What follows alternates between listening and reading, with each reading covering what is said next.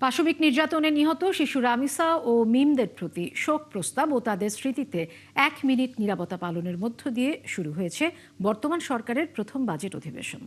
বিকেলে স্পিকার হাফিজউদ্দিন আহমেদের সভাপতিত্বে ও সংসদ নেতা প্রধানমন্ত্রী তারেক রহমানের উপস্থিতিতে এই অধিবেশন চলছে। এটি ত্রয়োদশ জাতীয় সংসদের দ্বিতীয় অধিবেশন। এই অধিবেশনে যোগ দিয়েছেন সংরক্ষিত আসনের নারী এমপিরা।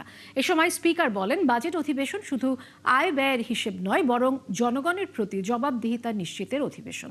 প্রশ্নোত্তর পর্বে বিদ্যুৎ ও জ্বালানি মন্ত্রী ইকবাল হাসান মাহমুদ টুকু আবারও দাবি করেন, দেশে এখন কোনো লোডশেডিং নেই। ১ মে থেকে সার কারখানা চালুর কথা থাকলেও তা না দেওয়া। এক প্রশ্নের জবাবে তথ্য প্রতিমন্ত্রী ইয়াসের খান চৌধুরী জানান, নতুন যে নীতিমালা হচ্ছে সকল সংবাদ মাধ্যম সেই আলোকেই নিবন্ধিত হবে। বিরতির আগে আইনমন্ত্রী বিবৃতিতে রামিসার হত্যা ও বিচারের বিবরণ সংসদে তুলে ধরেন।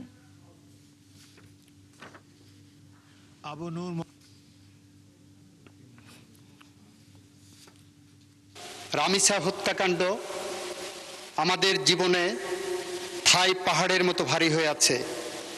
আর যদি এই ফাঁসির আসামিদেরকে আমরা ফাঁসি কার্যকরের মধ্য দিয়ে তাদের মৃত্যু ঘটাতে পারি, তাহলে সেটা আমাদের জাতির কাছে পাখির পালকের মতো হালকা হিসেবে আসবে বলে আমরা বিশ্বাস রাখি।